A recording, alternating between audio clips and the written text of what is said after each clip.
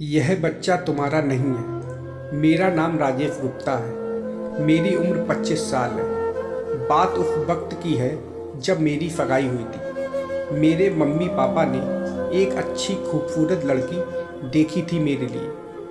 फिर वो लड़की मुझे भी पसंद आई। बहुत सुंदर थी। सीमा नाम था उसका। और मेरा कुछ छोटा मोटा बिजनेस है। अगले 3 दिन में हमारी सगाई थी। फिर हम लोग घर वापस आ गए। मेरे पापा ने मुझे कहा, बेटा कैसी लगी बहू? मैंने मुस्कुराते हुए कहा, अच्छी है पापा। उसके बाद 3 दिन हुए और हमारी सगाई का दिन आया। मैंने सोचा कि हमारे पति पत्नी के रिश्ते की डोर बन रही है। कुछ देर के बाद वो लड़की सीमा, जिससे मेरी सगाई हुई थी, वो किसी और लड़के से बात कर रही थी। मैंने जाकर पूछा तो सीमा ने मुझे कहा, वह लड़का मेरी सगाई की बधाई देने आया था। मैंने कहा ठीक है। फिर सगाई का समारोह खत्म हुआ और हमारी शादी 2 महीने के बाद फिक्स हुई। मैं बचपन से किताब पढ़ता था और उसी किताबों से मैंने सीखा था रिश्ते क्या हैं और पति पत्नी के रिश्ते की अहमियत क्या होती है। अक्सर मैं हमेशा यही सोचता था कि मेरी एक अच्छी पत्नी होगी और हम दोनों एक दूसरे को बहुत प्यार करेंगे। बस मैं यही सोचता था हमेशा। ऑफिस के काम में उलझा था कि मुझे पता ही नहीं चला कि हमारी शादी का वक्त आ गया।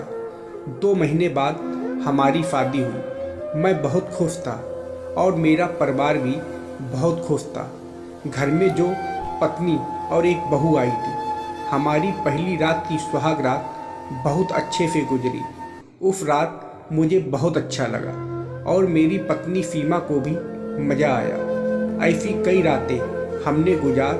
हम दोनों एक दूसरे के प्यार में इतने डूब गए कि हमें पता ही नहीं चला और हमारी शादी को 4 साल हो चुके थे।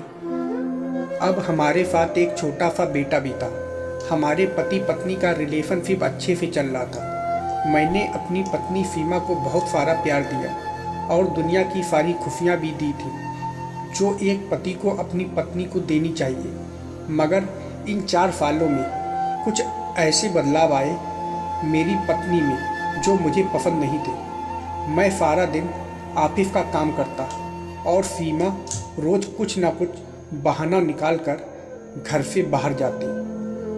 मैंने उससे कई बार पूछा कि तुम रोज़ कहाँ जाती हो और तुम्हें आने में सारा दिन क्यों लग जाता है? तो सीमा मुझसे झगड़ती और कहती कि राजेश, तुम मुझ पे शक कर रहे हो। मैं घर के काम को लेकर बाहर जाती हूँ। मुझे कोई शौक नहीं है घर से बाहर जाने का। सीमा गुस्सा होती। फिर मुझे बहसबाजी करना पसंद नहीं था। सीमा के प्यार में कुछ बदलाव आए थे। अब वह पहली जैसी नहीं रही थी। वो बिल्कुल बदल चुकी थी। मेरे मम्मी पापा 2 महीने बाद मुरादाबाद चले गए थे। मैं सुबह उठकर ऑफिस चला जाता था और मेरी पत्नी सारा दिन घर पर अकेली रहती थी। 1 हफ्ता बीत गया था मम्मी पापा को गए हुए। मगर एक दिन ऐसा आया कि मेरी ज़िंदगी बर्बाद हो चुकी है। उस दिन मेरे ऑफिस का काम कुछ जल्दी से ख़त्म हो गया और मैं वक्त से पहले आज घर जा रहा था। जब घर आकर हमारे बेडरूम में देखा तो मैं देखता ही रह गया। उस बेडरूम में एक बिस्तर पर मेरी पत्नी किसी और आदमी के साथ सोई हुई थी। दोनों अपना काम कर रहे थे।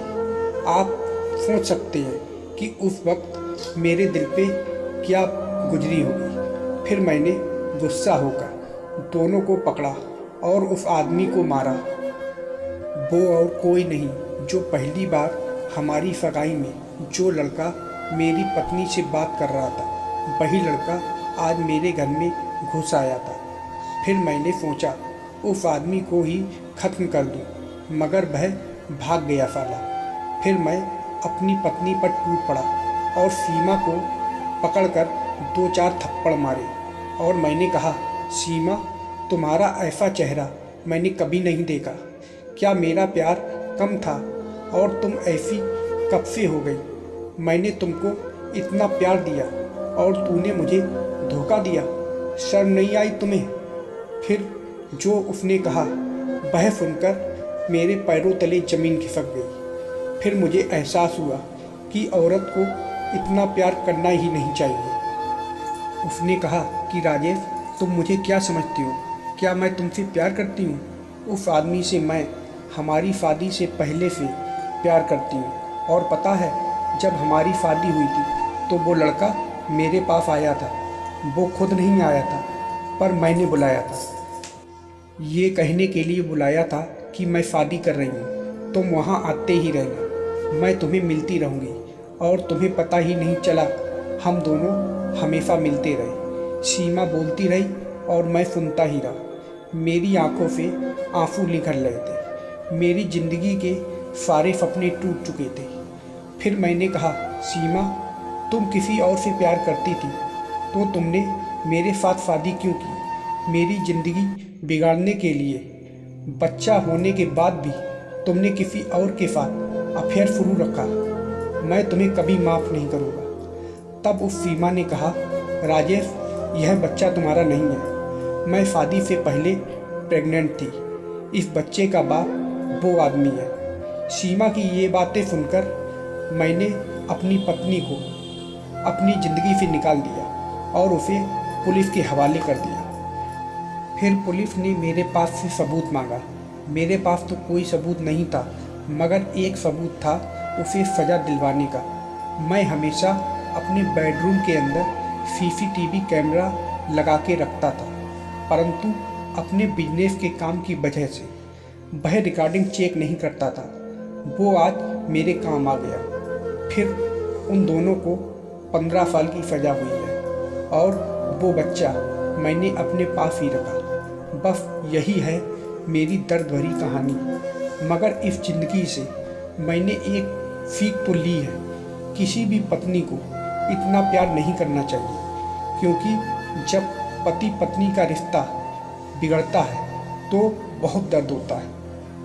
आप सबसे मेरा यही निवेदन है कि पति पत्नी के रिश्ते को समझें, रिश्ते की अहमियत को समझें। एक दूसरे के साथ ऐसा मत करें। पति पत्नी का रिश्ता एक पवित्र रिश्ता होता है। वही रिश्ता हमारी अधूरी ज़िंदगी को पूरा करता है। दोस्तों, उम्मीद करता हूँ आपको हमारी कहानी पसंद आई होगी। कहानी पसंद आई है तो वीडियो को लाइक करें, अपने दोस्तों के साथ शेयर करें और मेरे चैनल को सब्सक्राइब करें। नोटिफिकेशन बिल्कुल ज़रूर ऑन करें ताकि आने वाली हर वीडियो की अपडेट सबसे पहले आपको मिले। वीडियो को पूरा देखने के लिए आप लोगों का बहुत बहुत धन्यवाद।